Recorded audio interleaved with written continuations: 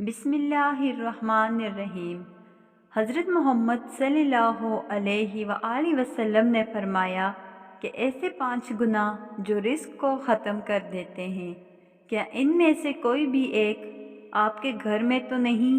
جاننے کے لیے ویڈیو کو آخر تک ضرور دیکھیے گا۔ حضرت علی رضی اللہ تعالیٰ عنہ کے پاس ایک شخص آیا، کہنے لگا، اے علی، وہ کون سے ایسے بدترین گناہ ہیں جو انسان کے رزق کو ختم کر دیتے ہیں، اور یہ گناہ دنیا اور آخرت میں انسان کو اس طرح ذلیل کرتے ہیں کہ دنیا اور آخرت میں انسان کا کوئی مددگار باقی نہیں رہتا۔ یہ سن کر حضرت سیدنا علی رضی اللہ تعالیٰ عنہ نے فرمایا، اے شخص، اللہ کے رسول نے فرمایا 5 گناہ ایسے ہیں جن کے کرنے پر انسان دنیا اور آخرت میں تباہ و برباد ہو جاتا ہے۔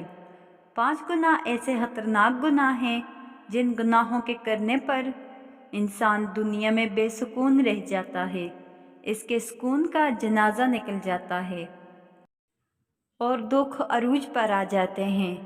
ناظرین، حضرت علی رضی اللہ تعالیٰ عنہ نے فرمایا، اگر تم چاہتے ہو کہ اللہ کا خاص کرم تمہارے اوپر برقرار رہے، اگر تم چاہتے ہو کہ رزق کی فراوانی ہو، کامیابی تمہارے قدم چومے، تو خدا را ان 5 گناہوں سے بچے رہنا۔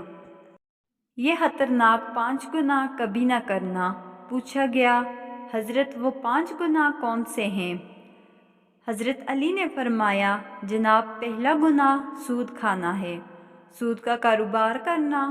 سود خور انسان دنیا میں بھی ذلیل، آخرت میں بھی ذلیل، دنیا میں بھی تباہ و برباد اور آخرت میں بھی تباہ و برباد۔ سود خور انسان کو کبھی بھی عزت نہیں ملتی، کبھی بھی سکون کی نیند نہیں سوتا۔ سود خور انسان جو دوسروں کو ٹینشنوں میں مبتلا رکھتا ہے، تو وہ خود بھی ہر وقت، ہر گھڑی، ہر لمحے ٹینشنوں میں مبتلا رہتا ہے۔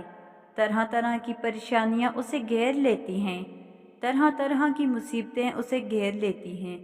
فرمایا، قیامت کے دن سود خور انسان ایسے اٹھیں گے کہ ان کے چہرے مسخ کر دیے جائیں گے۔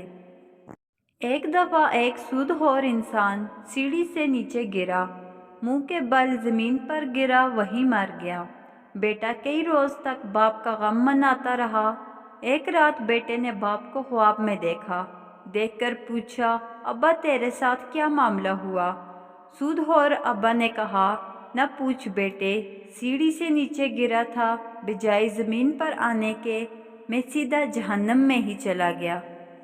حضرت شیخ سعدی رحمۃ اللہ علیہ فرماتے ہیں، میں ایک نیا مکان خرید رہا تھا، مکان کی تلاش میں تھا، اتنے میں ایک سود خور میرے پاس آیا، مجھے کہنے لگا، یہ مکان خرید لو، عمدہ مکان ہے، اس میں کوئی عیب نہیں، اچھا مکان ہے، میں آپ کا ہمسایہ ہوں، اسی محلے کا رہنے والا ہوں۔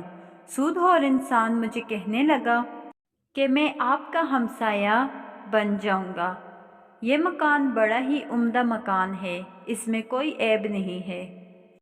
حضرت شیخ سعدی رحمۃ اللہ علیہ فرماتے ہیں، وہ نادان تو کہتا ہے اس میں کوئی عیب نہیں ہے، مجھے تو سارے کے سارے عیب ہی عیب نظر آتے ہیں۔ اس نے کہا، حضرت وہ کیسے؟ آپ نے فرمایا، اس سے بڑا عیب کیا ہوگا کہ تو میرا پڑوسی ہے، اس سے بڑا عیب کیا ہوگا کہ ایک سود خور میرا پڑوسی ہے، اور جہاں تجھ جیسا پڑوسی ہو وہ مکان تو مفت میں بھی ملے پھر بھی مہنگا ہے۔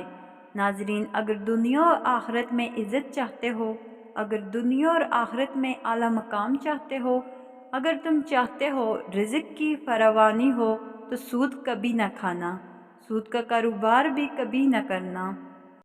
آپ رضی تعالیٰ عنہ نے فرمایا، دوسرا گناہ کسی نیک عورت پر تہمت لگانا، کسی نیک مت کی پرہیزگار عورت پر تہمت لگانا۔ آپ رضی تعالیٰ عنہ نے فرمایا، کسی عورت پر تہمت نہ لگایا کر، کسی کی بیٹی پر تہمت نہ لگایا کر، اس سے پہلے کہ تیری بیٹی کے اوپر تہمت لگائی جائے۔ میرا اللہ فرماتا ہے، جو شخص کسی عورت پر تہمت لگاتا ہے، جو کسی نیک عورت پر تہمت لگاتا ہے، حالانکہ وہ اچھی ہے، نیک ہے، مت کی پرہیزگار ہے، نمازیں پڑھتی ہے اور روزے رکھتی ہے۔